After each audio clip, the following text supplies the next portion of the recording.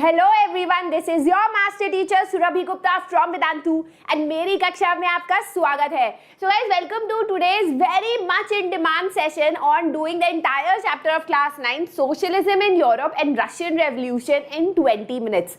Hopefully हम इसको 20 minute से पहले कर पाए। So let us begin now guys. Session शुरू करने से पहले let me tell you that today's video is for two groups of students. पहले ग्रुप ऑफ स्टूडेंट्स वो है जिनको ये चैप्टर बहुत डिफिकल्ट लगता है, बिल्कुल नहीं समझ आता। तो इस वीडियो को देखने के बाद आपको थोड़ा सा एक फ्रेमवर्क समझ आएगा कि भाई ये चैप्टर है क्या, इसका सर कहाँ है और पैर कहाँ है।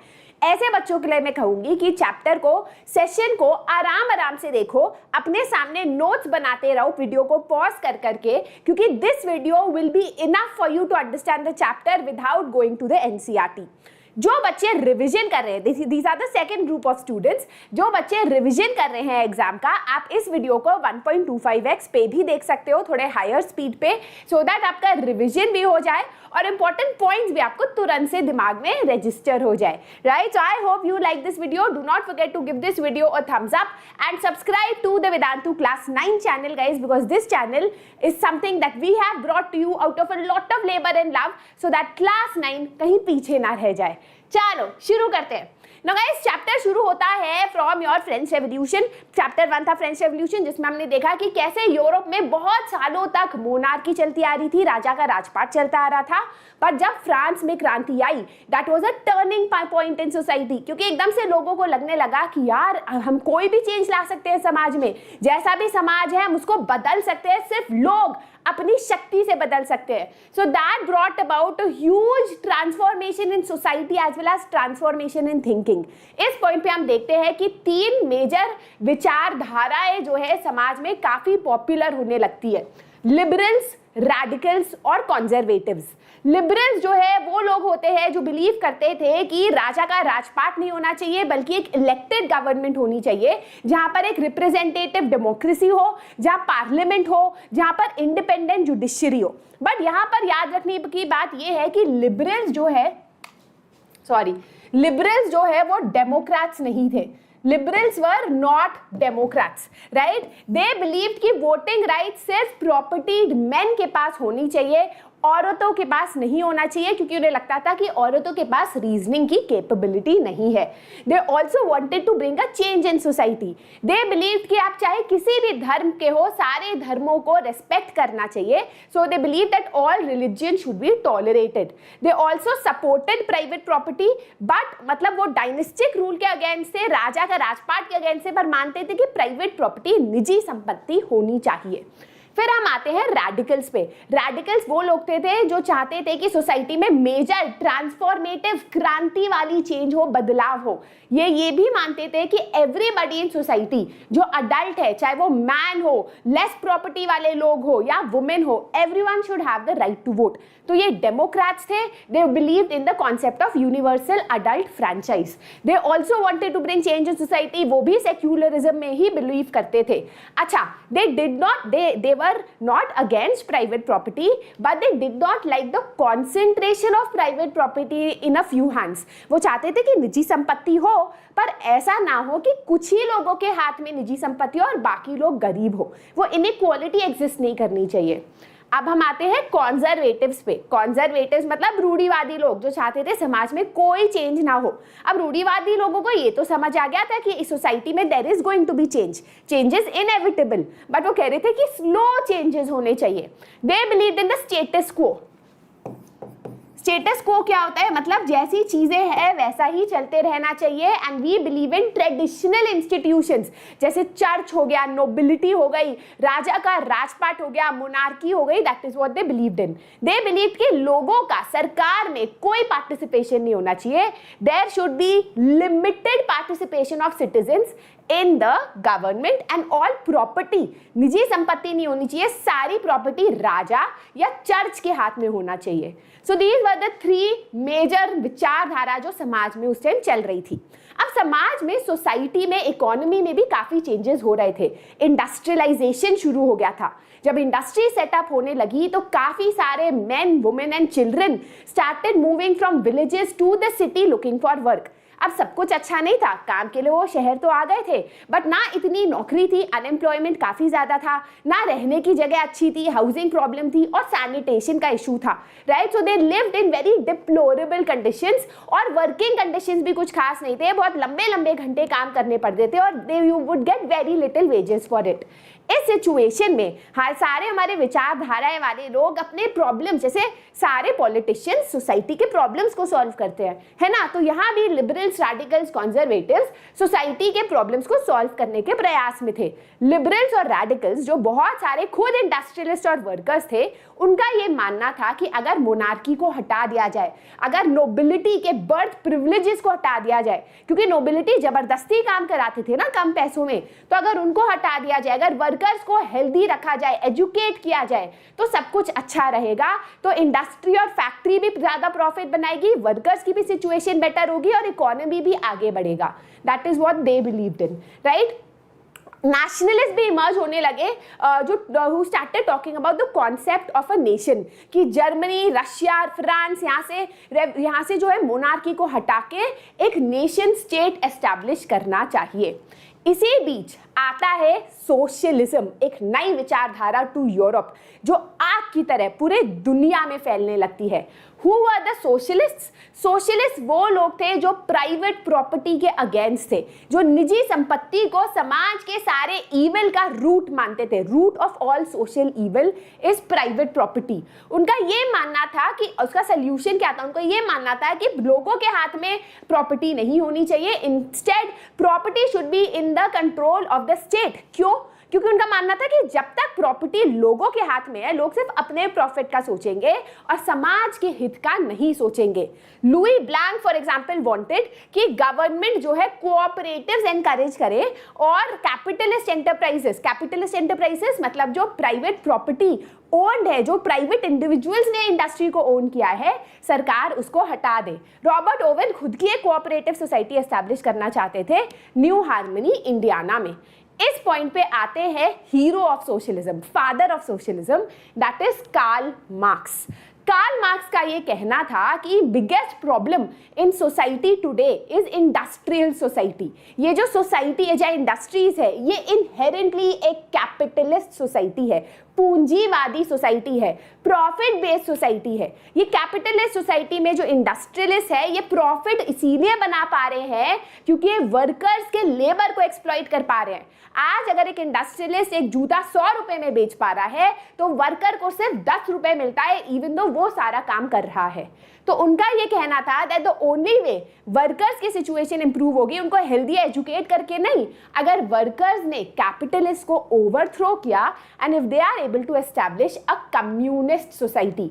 एक कम्युनिस्ट सोसाइटी वो होगी जहां वर्कर्स के हाथ में कंट्रोल होगा, राइट। ऑलराइट, अब हम देखते हैं कि ये जो विचारधारा है ये यूरोप में फैलने लगती है। इंटरनेशनल एक ऑर्गेनाइजेशन बनता है कॉल्ड द सेकंड इंटरनेशनल।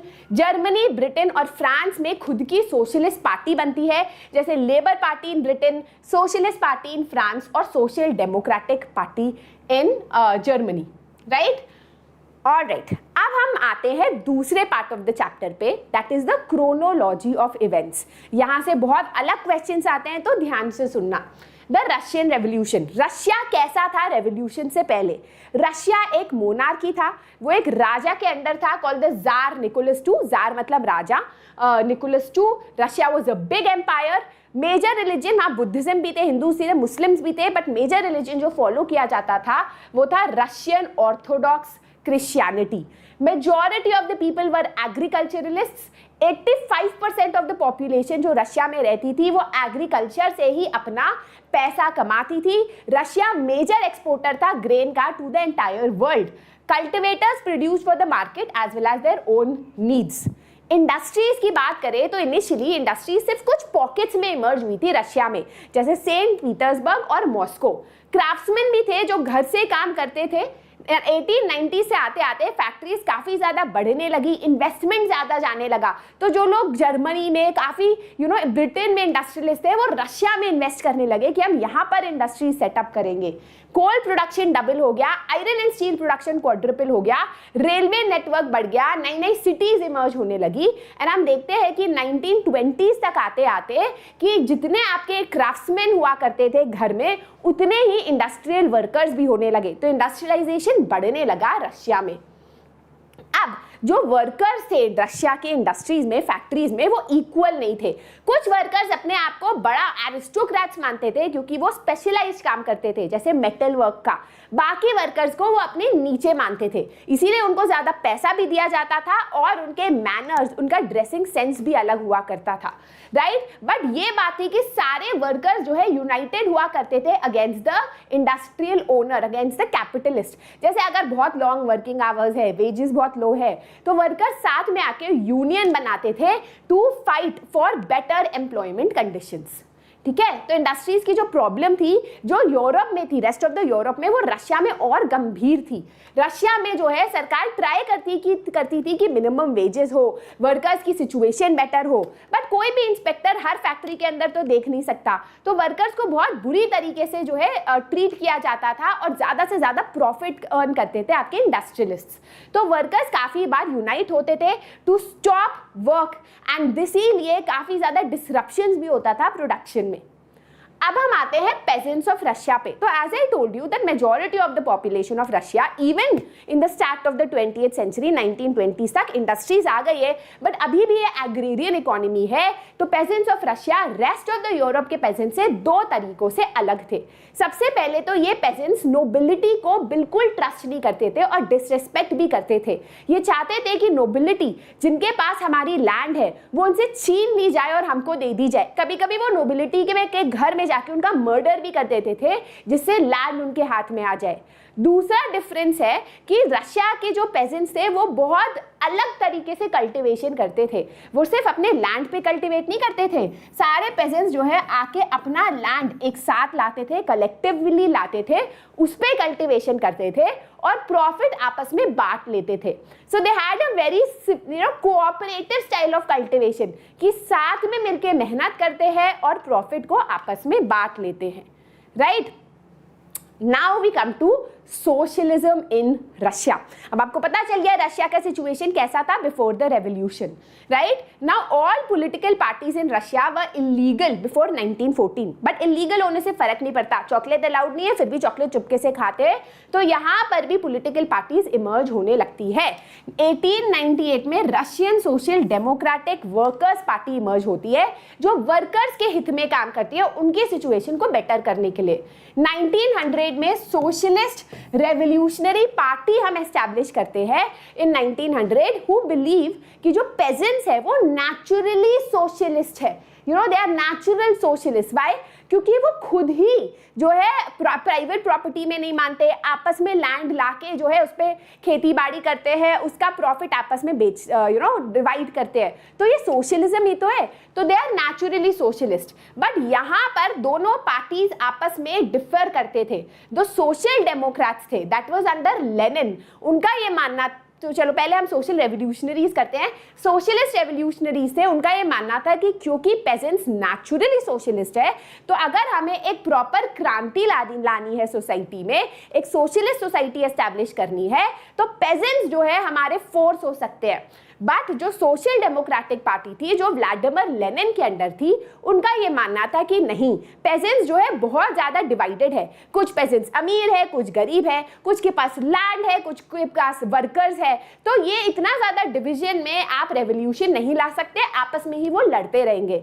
तो Lenin believe that it was the industrial workers that will be the source of the revolution, not the pageants.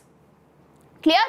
अब सोशल डेमोक्रेट्स धीरे धीरे ज्यादा पॉपुलर होने लगते हैं, बट उनमें भी 1903 में एक डिवीजन आता है between the Bolsheviks and the Mensheviks. Bolsheviks होते हैं अंडर व्लादिमीर लेनिन, जिनको ये लगता था कि पार्टी में सबको नहीं आने देना चाहिए, सिर्फ कुछ क्वालिटी लोगों को आने देना चाहिए।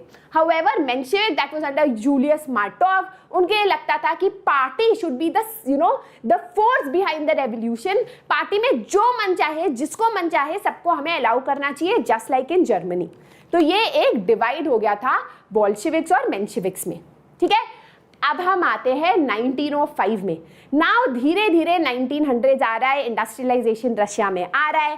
जार जो है, राजा जो है वो अनकंट्रोल्ड है, बिल्कुल खुले बैल की तरह है, उसके पावर पे कोई कंट्रोल नहीं है। लोग जो है जार को कह रहे हैं कि भाई देख, एक ड्यूमा एस्टैब्लिश करो, एक पार्लियामेंट एस्टैब्लिश करो जो तुम्हारी पावर को कंट्रोल कर पाए, लिमिट कर पाए, पर राजा उनकी बात नहीं मान रहा था।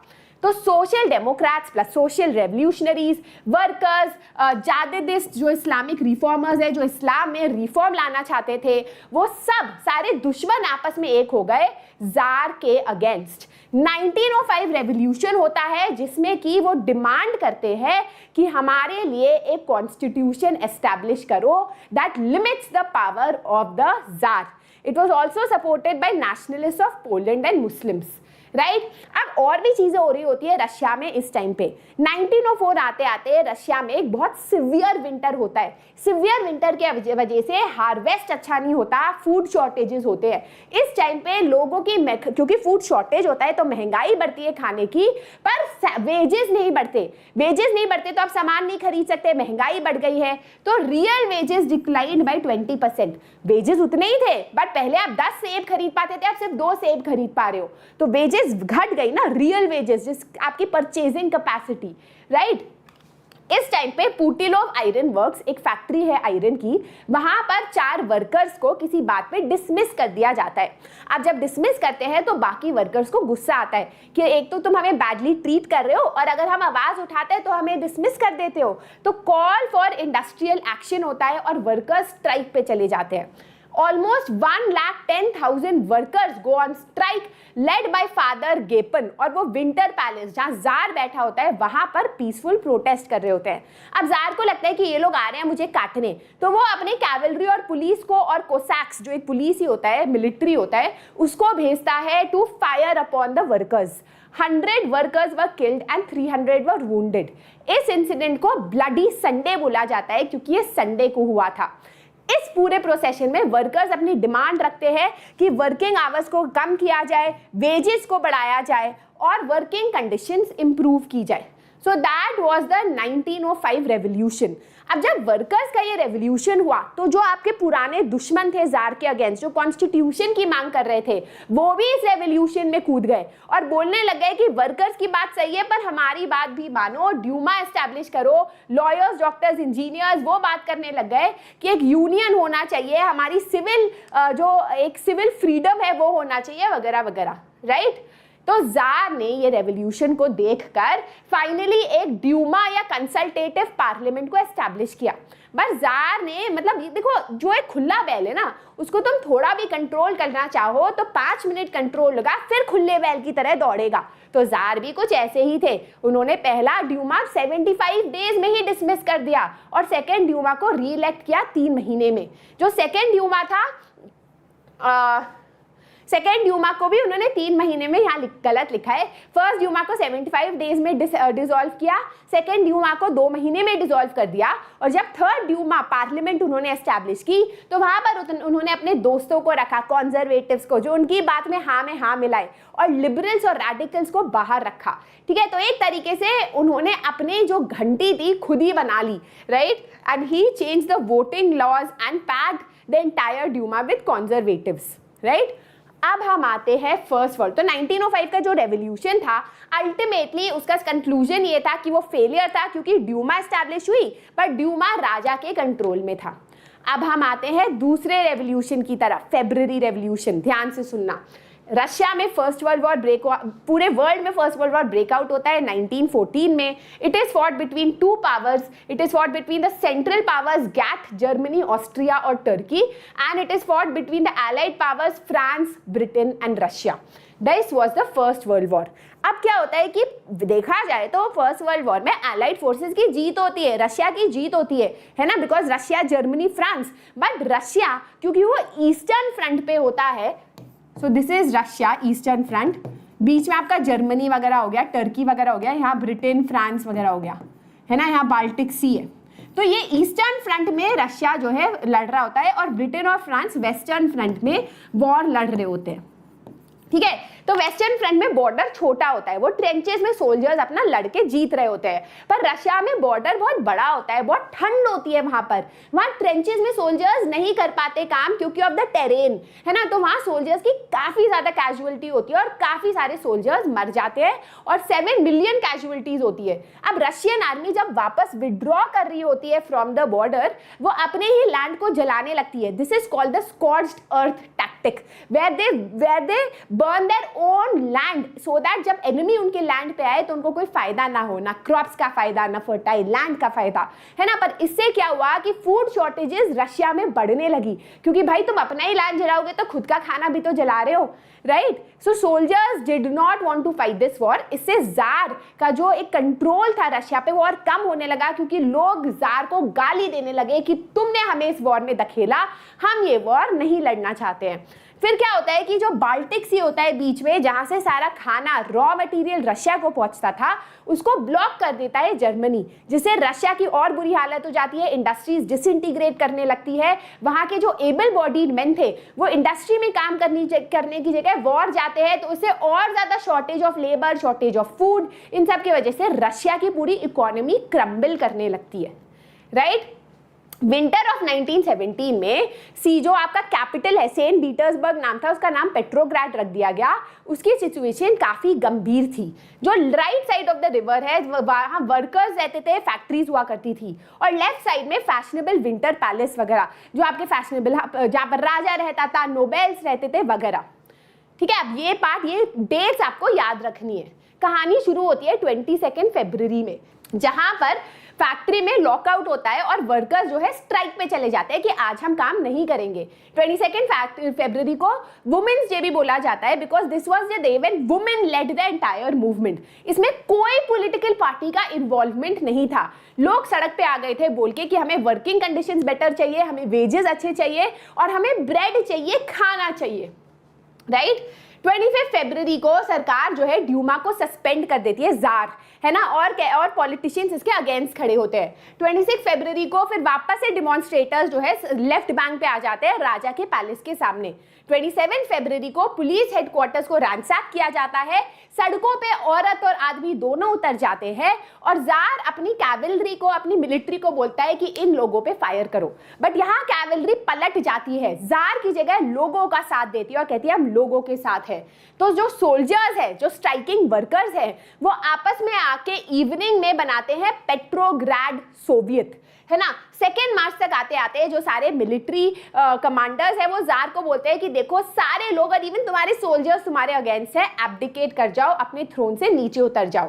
तो सोवियत लीडर और ड्यूमा लीडर्स जो है प्रोविजनल गवर्नमेंट बनाते हैं to run the country on the basis of universal adult franchise. That means Russia में everybody who is an adult, man and women were allowed to vote. This was the February revolution. तो February revolution क्या है? कहानी शुरू होती है 1917 में, strike होते हैं, लोग सड़क पे आ जाते हैं, जार अपनी पुलिस लगाती है, पुलिस जो है लोगों के साथ हो जाती है, पेट्रोग्राड सोवियत बनता है एंड फाइनली पेट्रोग्राड में मोनार्की को नीचे ले आया जाता है और प्रोविजनल गवर्नमेंट एस्टैब्लिश हो जाती है।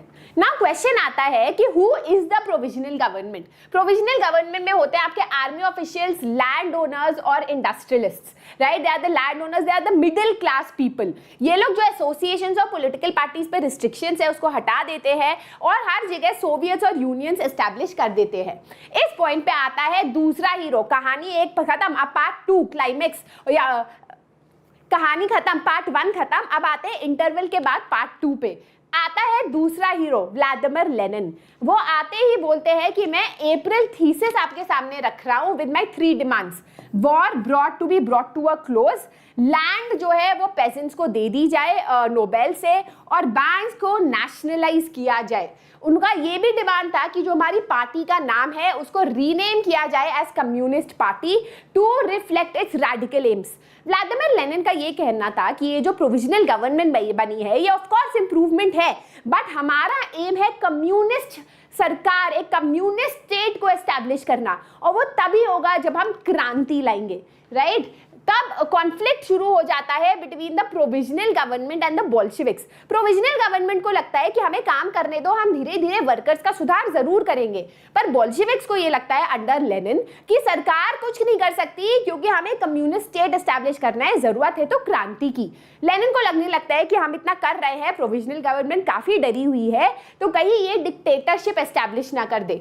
तो 16 अक्टूबर 1917 को, two important dates for the October revolution, 16 अक्टूबर को एक military revolutionary committee MRC establish होती है अंडर लियोन ट्रॉट्स्की। 24 अक्टूबर को सारा ये जो मिलिट्री, ये आपका जो मिलिट्री रेवोल्यूशनरी कमिटी है, MRC है, जो बोल्शेविक्स के सपोर्टर्स है, सोल्जर्स है, वो सब गवर्नमेंट ऑफिसेज और स्टेट मिनिस्ट्रीज को सीज कर देती है।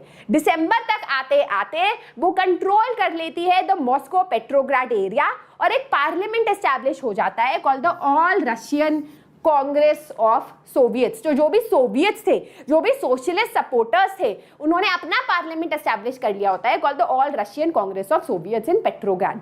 अब after the Bolsheviks have control power in their hand, वो अपनी अप्रैल थीसिस इंप्लीमेंट करते हैं, सारे बैंक्स और इंडस्ट्रीज को नेशनलाइज करते हैं, लैंड को एक सोशल प्रॉपर्टी डिक्लेयर कर दी जाती है and it is taken from the hands of the nobility and given to the peasants. जो बड़े बड़े हाउसेस थे उनका पार्टीशन कर दिया जाता है according to family requirements. Old titles जैसे माय लॉर्ड एंड जो टाइटल्स हुआ करते थे रेस्पेक्ट वाले, उसको बैन कर दिया जाता है। न्यू यूनिफॉर्म डिजाइन करी जाती है for a new army and Bolshevik party को रशियन कम्युनिस्ट पार्टी की तरह रीनेम किया जाता है, राइट। अब हम आते हैं towards the civil war.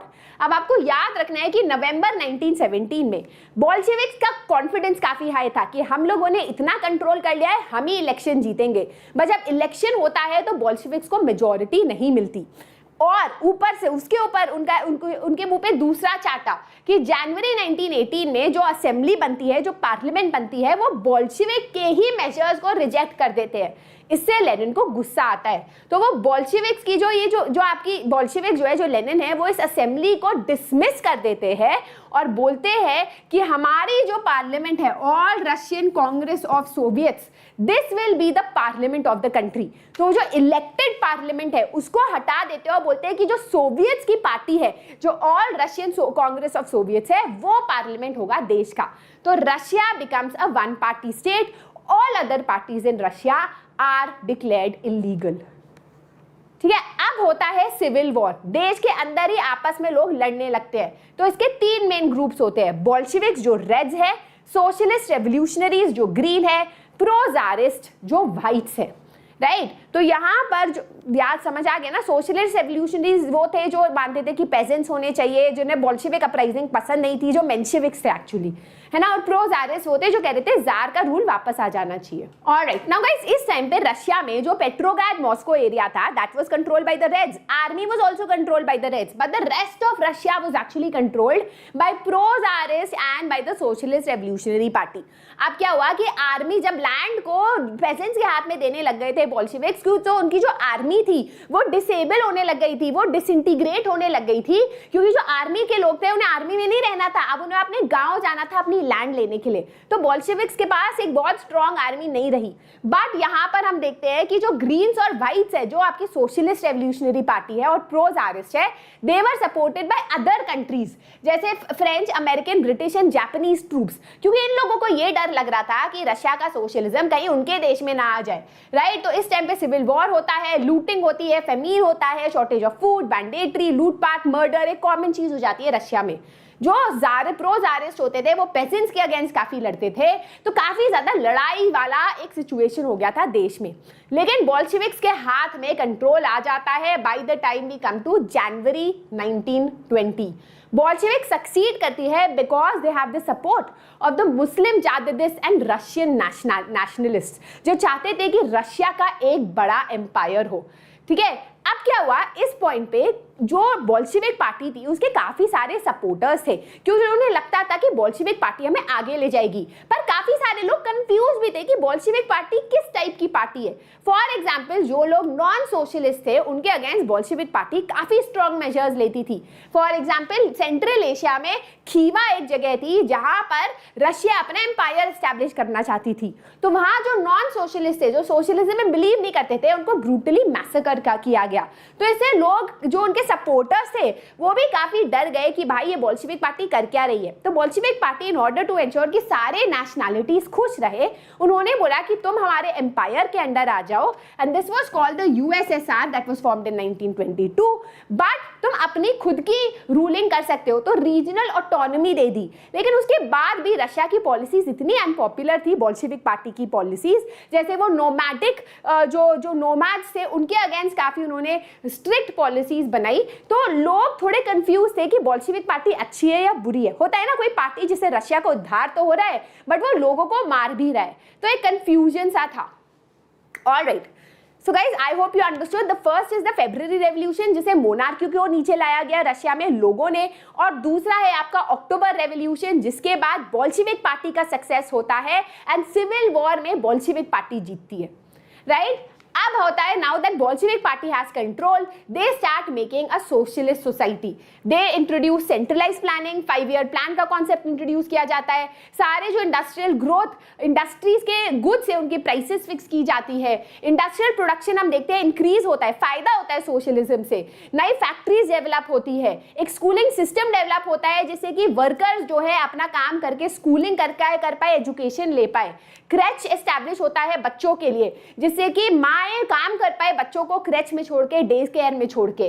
Cheap public health care provide की जाती है, लिविंग क्वार्टर्स इंप्रूव किया जाता है। But of course problems continue करती है। वर्किंग इवन दो रशिया में काफी इंप्रूवमेंट होता है, but the concept of low wages and long working hours kind of still continued in many places. अब आफ्टर लेनिन आते हैं स्टालिन, जो रशिया के राजपाट को अपने हाथ में लेते हैं। स्टालिन के रूलरशिप के पीरियड को बोलते हैं स्टालिनिज्म, और वो बहुत फर्म इमरजेंसी मेजर्स लेते हैं। अब इस टाइम पे रशिया में बहुत ज्यादा शॉर्टेज ऑफ फूड था, तो स्टालिन को लगा ये शॉर्टेज ऑफ फूड और राइजिंग प्राइसेस इसीलिए है क्योंकि जो रिच पेजेंट्स है, जो कुलक्स है, वो अपने हाथ में जो है होल्ड कर रहे हैं ग्रेन्स को। तो he introduced a very strong measure called the collectivisation of land, जहां पर उन्होंने कहा कि party members grain producing areas में जाएंगे, देखेंगे कि जो सारा ग्रेन है वो स्टेट पे आए, है ना, और स्टेट जो है उन्हें कम पैसों में मार्केट में बेचेगी। सो दे रेडेड द कुलक्स मतलब rich peasants and suggested to collectivise farms. उन्होंने क्यों बोला कलेक्टिवाइजेशन ऑफ फार्म्स? क्योंकि जब छोटा लैंड होता है तो कम यील्ड होती है, तो उन्होंने बोला कि अगर सब लोग अपना लैंड एक साथ पूल इन करे तो वर्कर्स की प्रोडक्टिविटी भी बढ़ेगी और हमारा जो फाइनल प्रोडक्शन है वो भी बढ़ेगा। अब आप कहोगे कि मैम पेजेंट्स तो ये पहले से करते थे, बट यहाँ पर स्टालिन का कुछ और कॉन्सेप्ट था। उनका कॉन्सेप्ट था कि प्राइवेट प्रॉपर्टी बिल्कुल हटा दी जाए, आपका खुद का फार्म होगा ही नहीं, ये जो पूरा फार्म है ये एक ओनरशिप के अंडर होगा, कम्युनिटी ओनरशिप के अंडर, और आपको उस पर काम करना पड़ेगा। समझ गए? आप अपने मन से नहीं कर रहे, आपसे थोपा जा रहा है कलेक्टिवाइजेशन, राइट। तो the party forced all farmers to work in collective farms. Ownership of collective farms में लैंड और इंस्ट्रूमेंट्स डाल दिया गया था। पेजेंट्स को वर्क करना चाह रहा था और जो आपको प्रॉफिट मिल रहा था दैट वाज शेयर्ड। पेजेंट्स को इतना गुस्सा आया इस बात पे कि उन्होंने अपने ही लाइफ स्टॉक को मारना शुरू कर दिया, अपने ही यील्ड को प्रोड्यूस को जलाना शुरू कर दिया। तो इम्पैक्ट इसका ये था कि द फूड शॉर्टेज जिसके वजह से कलेक्टिवाइजेशन इंट्रोड्यूस कराया गया that was not reduced, food shortages continued, बल्कि और ज्यादा खराब हो गया, राइट। कलेक्टिव फार्म्स को कोलखॉज भी बोला जाता है, राइट। जो लोग इसके कलेक्टिवाइजेशन के अगेंस्ट खड़े होते थे उनको एग्जाइल कर दिया जाता था, सिवियरली पनिश किया जाता था और डिपोर्ट मतलब देश निकाला भी दिया जाता था। अब हम आते हैं final part of the chapter पे, the global influence of the Russian revolution and USSR. तो कम्युनिस्ट पार्टीज काफी, कम्युनिज्म एज अ फिलॉसफी काफी ज्यादा दुनिया में आज भी काफी पॉपुलर है और आग की तरह फैली। कम्युनिस्ट पार्टी एस्टैब्लिश हुई ग्रेट ब्रिटेन में, फ्रांस में, जर्मनी में। कॉलोनियल जो नेशन से जैसे इंडिया भी काफी ज्यादा इन्फ्लुएंस हुआ यूएसएसआर से, इसीलिए हमने फर्स्ट 5 ईयर प्लान का कॉन्सेप्ट लिया उनसे, है ना। Conference of the people of the east establish हुई जहाँ काफी नॉन रशियन लोगों ने पार्टिसिपेट किया। कॉमिंटर्न जो एक इंटरनेशनल यूनियन था of pro Bolshevik socialist parties वो एस्टैब्लिश की गई। बट धीरे धीरे धीरे यूएसएसआर की सिचुएशन को देख के लोगों को रियलाइज हुआ कि सोशलिस्ट इकोनॉमी जो रशिया में एस्टैब्लिश हुई थी वो अप टू द मार्क नहीं थी। बातों में काफी थी, वर्कर्स का इंप्रूवमेंट हुआ, इंडस्ट्रियलाइजेशन बेटर हुआ, रशिया जो बैकवर्ड कंट्री थी वो इंडस्ट्रियल कंट्री जरूर बनी, लेकिन साथ ही साथ काफी ज्यादा सेंसरशिप था, काफी ज्यादा लोगों को ब्रूटली मारा जा रहा था, राइट। एसेंशियल फ्रीडम सिटीजन्स को डिनाई की जा रही थी, राइट। तो धीरे धीरे यूएसएसआर सोशलिस्ट कॉमिंटर्न इन सबकी रेप्यूटेशन नीचे जाने लगी, लेकिन सोशलिज्म ने पूरे दुनिया को बदला, ये बोलना गलत नहीं होगा। So that is the entire chapter in hopefully somehow कुछ तो 20 मिनट्स के पास होगा। I hope you liked today's session, guys. Do not forget to give this video a thumbs up, subscribe to the channel and इस video को share जरूर करना जिससे हम और ऐसे वीडियोस आपके लिए ला पाए।